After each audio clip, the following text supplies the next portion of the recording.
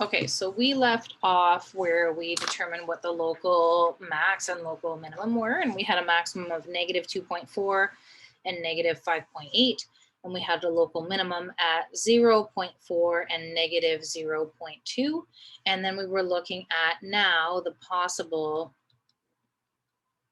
points of inflection, right? I should have just put POI, but possible points of inflection where I said, go ahead and figure out the second derivative ahead of me. So here, the first derivative we should have in front of us is x squared plus 2x minus 1 we were working with over x plus 1 squared. So to use the quotient rule here to get the second derivative, the derivative of the top, right, would be 2x plus 2 multiplied by, so I can keep that in brackets, the bottom, exactly the way it is, minus derivative of the bottom, so the 2 out in front, x plus 1, again, to the power of 1, and then the derivative of the inside would just be 1 multiplied by the top, x squared plus 2x, I'm just trying to fit it in there, minus 1, all over the x plus 1 squared, square brackets, squared. So then it's a matter of, okay, how can I clean this up, right? So, there's really not much here. I'm looking and there is a common factor, but let's clean up, let's say the constants first. So I would have 2x plus 2. I'm trying not to do too many things at once because that's where mistakes are going to happen, right? The 2 times 1. So again, really, we didn't do much there. We just multiplied the 2 times 1. But also we'll take care of the denominator as well. All over x plus 1 to the power of 4 now. So multiple pages happening here. So now, if we do common factor, right, this is all one term. So what's common between this one term and this second term here is that x plus 1. So if I common factor out that x plus 1, just one of them, right, because I only have one set there, then put my square brackets to list what's left over. So I'm left with the 2x plus 2. And I'm left with the 1 x plus 1 still, right? Because I only took 1 out. I took out the x plus 1, so I'm left with the negative 2 and then the trinomial, x squared plus 2x plus 1. Close my brackets, all over, copy out the denominator. X plus 1 to the power of 4. So if you look here, I'm going to FOIL this and distribute this, and then that can clean that up. And then also if I have x plus, this is all multiplied here. So if I have x plus 1 as a numerator and x plus 1 as a denominator, that would turn that into 3 and I can get rid of it on top. So that's gone on the top. So now I have 2x squared plus 2x plus 2x again from the inside plus 2, and then distributing negative 2x squared negative 4x plus 2. Just make sure I didn't miss anything. And then over x plus 1 cubed now, right? So let's clean this up. If you look, I have 2x squared and minus 2x squared. That's gone. This is 2x plus 2x, which is 4x, but I have 4x minus 4x, so that's gone. So I just have 2 plus 2 on top. So that narrows down to, I don't know if you can see the green, so I'll just leave it as blue. That all is going to narrow down to 4 over x plus 1 cubed. And again, that's my second derivative. So now I want to make that equal to 0. I'm just going to do that way up here because I've got a little bit of space. 0 equals 4 over x plus 1. Don't go immediately to just the numerator. I want you to show me that 0 is equaling the second derivative. then I know if I cross multiply, I'm getting rid of the denominator, right? 0 times that is 0, 4 times 1 is 4, and again, what? You've got 0 equaling 4. So what was the whole point of this again? To figure out possible points of inflection. So if my answer is 0 equals 4, and that doesn't make any sense, that does not exist, then therefore what? You can probably, therefore I have no possible points of inflection. No possible points of inflection. So that means that I don't have anything changing from concave up to concave down along the same curve, right, without any interruptions. But it doesn't mean that I don't have concavity, right? It doesn't mean that I don't have, we know we have a function. We know that function is increasing and decreasing. So we have to take a look at concavity. I'm not going to have room here. I'm just going to go ahead and move down. There's not too much left. We basically just have that chart and then listing everything that we know. I'll do that beside the graph and then just graphing. So not too much left. I'm just seeing here. All right, so let's move this down.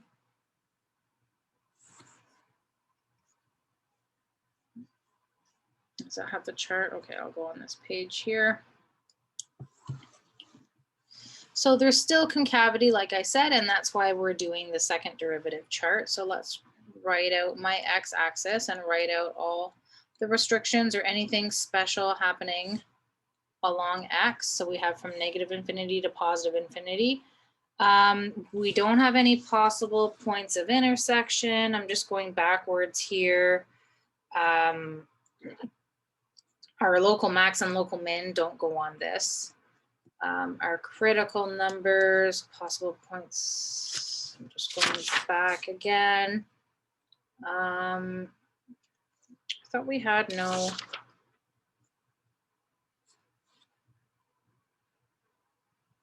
So all we have then is the vertical asymptote, right? So we have -1, which is a vertical asymptote, and that's it. But we still have to check that for concavity so we know what's going on when we're graphing. So that's nice. We only have 2 intervals here.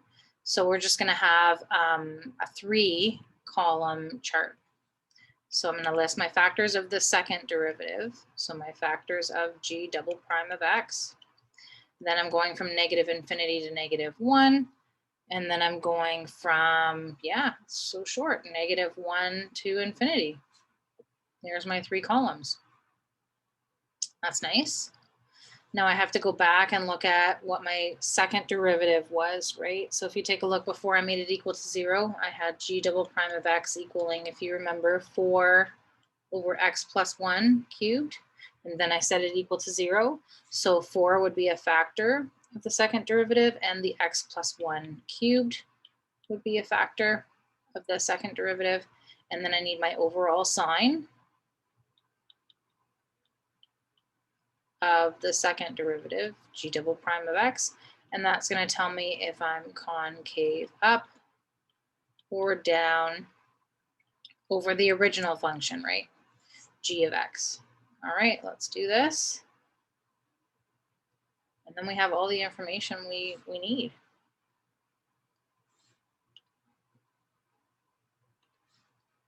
So I can pick -2 here, right? Slightly smaller than -1. If I have a number like 4, that's just going to end up being positive. There's nothing to plug in there. So the -2 is going to come in here plus 1. -1 cubed, though, is negative. So this was a quotient. So if I have a positive divided by a negative, I have a negative, which means I'm concave down for this portion. And if I pick a number between -1 and infinity, pick 0, right? 0 is always nice. 0 plus 1, I have 1 cubed, that's going to be positive. So again, a positive and a positive this time is going to be positive. So now I'm concave up. So we can see we do have different areas along the function where my concavity changes. I'm concave down and then I'm concave up, but I have to remember what's happening at that -1, right? That's not That's not a point of inflection there because that is, we should just mention, right, a vertical asymptote at x equals -1. Okay, so I think we're ready to list everything that we have here. I've got a lot to write down, so I'm just going to move this again right beside my graph. So all the information is there. I'm just seeing what else. That's not too much there. Should be able to hopefully fit it. So here on the page with the graph, start at the top and write down everything we know.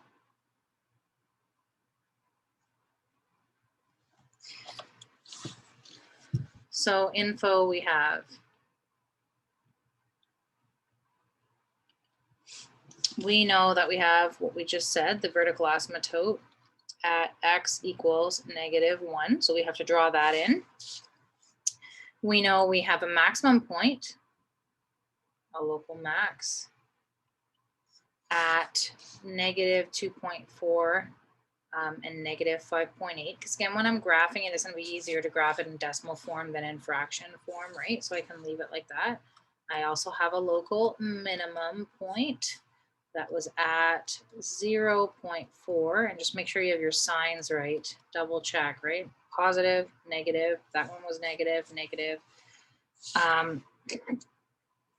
I know that those ones that we underlined from before as x for our limits is approaching -1 from the left. My y was approaching -infinity as x is approaching -1 from the right. My y, not equals, that should have said approaching there, is approaching, sorry, my y is approaching +infinity. Make sure that's included on the graph. Then I also have as x was approaching -infinity, y was approaching -infinity, where I knew here that I didn't have a horizontal asymptote because of this. So as x is approaching +infinity, y is approaching +infinity. So again, that was telling us that I have no horizontal asymptote. I don't really need that to graph, but I have an oblique asymptote at the equation of that to draw in is y equals x minus 2. And I said we're going to relate that and go over y equals mx plus b. Might as well do that now. So my b value, my y-intercept is -2. That's what b stands for. M, right, is the slope. The number in front of the x is 1. And we want rise over run. So we want 1 over 1. Hopefully that's coming back to you a little bit. We also know, look at all the stuff. As x is approaching -infinity, y is approaching that oblique asymptote again from the bottom. And as x is approaching +infinity, y is approaching that oblique asymptote from the top. And then I have my x and y intercepts too, right? Just checking through here.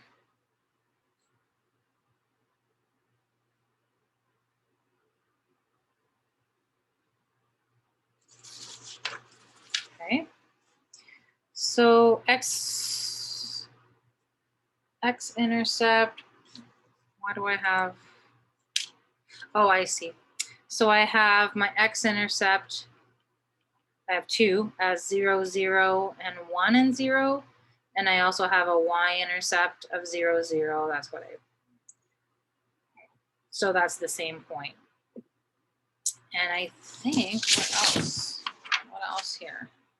If I wanted to, okay, up here, if I wanted to write that I was increasing, again, I could wait till I put some things on the graph and then just go ahead and look at it and add it in. I don't necessarily have to write this down. I just find having everything in front of me means that I can't forget anything, right?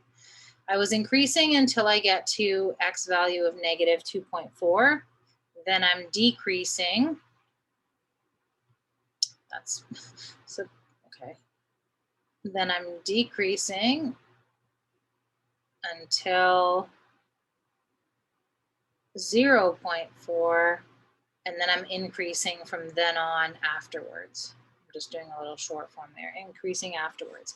Then I knew for concavity, I am concave down until I get to -1 on X, and then just concave up from then on afterwards. So everything I need is in front of me. Again, it's up to you if you want to just look through the pages, but I just see that as, and have seen it where you're going to miss something, or it makes it more difficult for yourself, I find. All right, so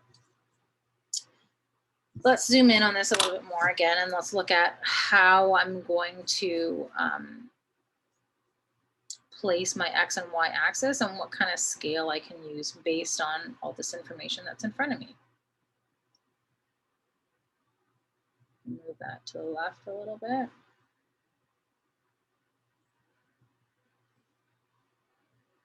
Okay, that's probably pretty good. Hopefully you can see that from the classroom. In a video, I know you can. So X values. I've got a point at -2.4. So, you know, a small, but it's negative. I also have an X value that's positive. X-intercept at 0 and 1 are very small numbers. Everything seems very small.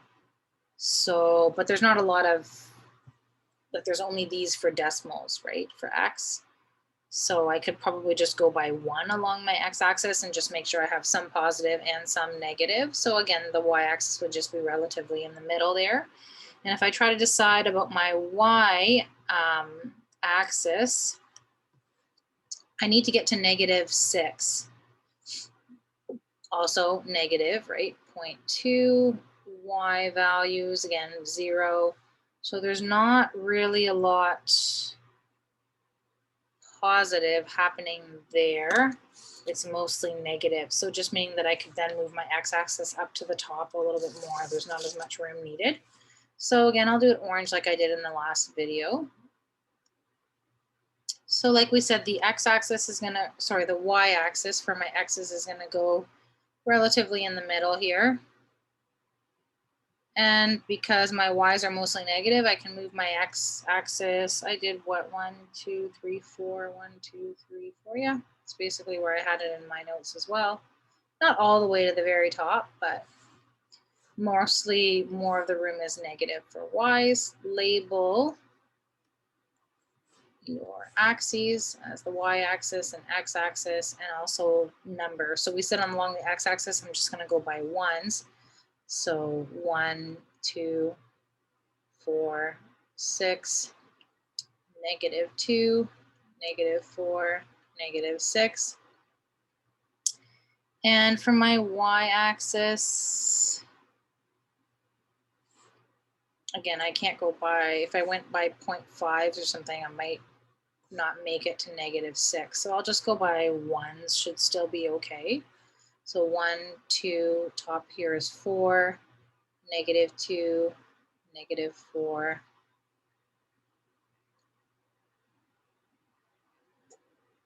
Okay, I don't know if anything will be down there at -10 if I had more information or anything, but for what I know, my points are not that far down. Where to start? Plot what we know. So let's do a vertical asymptote at X equals -1 in any color here. Let's do, okay, so yes, I want that dotted, so I don't want to use a solid line on that, though I know it's hard to see. If you're right along the line, it's hard to see, or if you make it just thicker, you know, so you can see that it's dashed, not a continuous line, indicating I have a vertical asymptote there at X equals -1. So check, that one's done. I don't have a horizontal asymptote here, right? But I can do my oblique asymptote, and just to review that, So when you're drawing a straight line, y equals mx plus b, you always start with the y-intercept. So I'm going to start down here at -2, and you actually put a dot there. And then from that dot, I keep my pencil there. Then I use the slope, rise, and run to help me draw the rest of my points. So this would mean that I'm going up 1 and over. Over is always to the right. So up 1, over 1. So up 1, over 1, up 1, over 1, up 1, over 1. So basically you're going along that 45-degree diagonal. And same with the reverse. Instead of up, you go down, and instead of right, you go left. So down 1, left 1, down 1, left 1. And I would just do that all the way across again. That's got to be dotted. So that's too bad, because I don't think I can do a dotted line here, because by hand, that's not going to look quite as good. I will try. Right, you guys line up a ruler against there, and hopefully yours looks better than mine.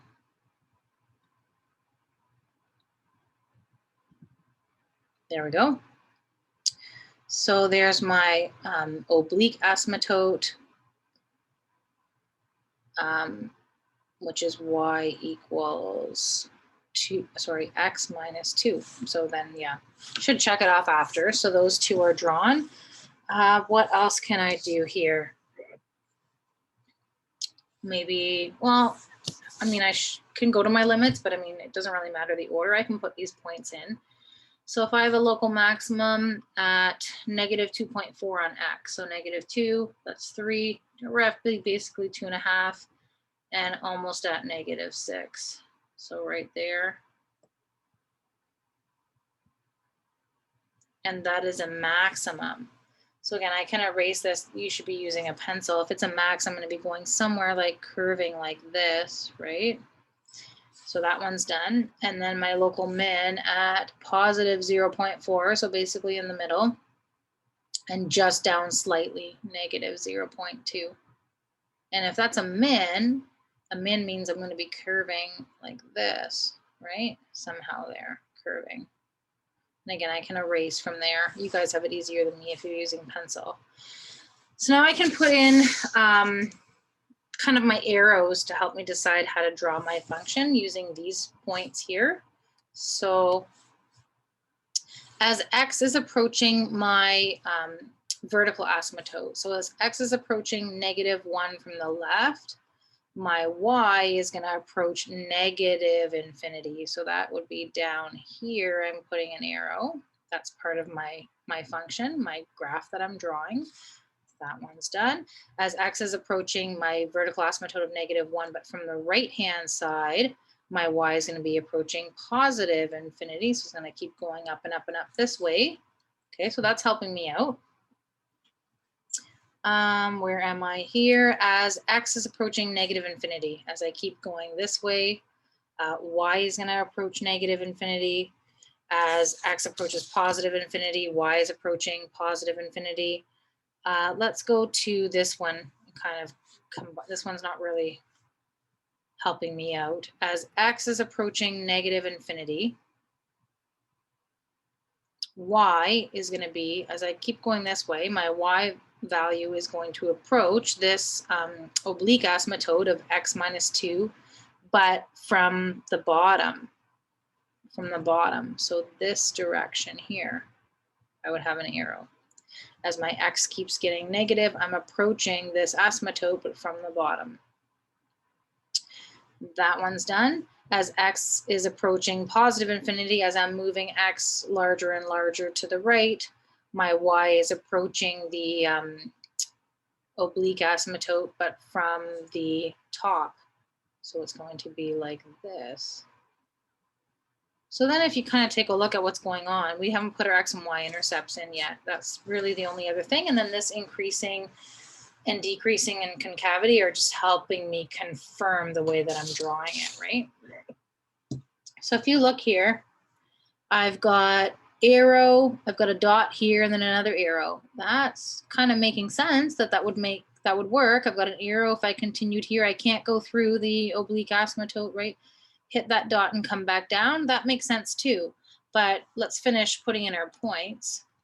So 0, 0, that makes sense. along that minimum coming up. And then 1 and 0 right there. That makes sense too. Those are done. And then that's about it. So then I am increasing until I hit negative 2.4.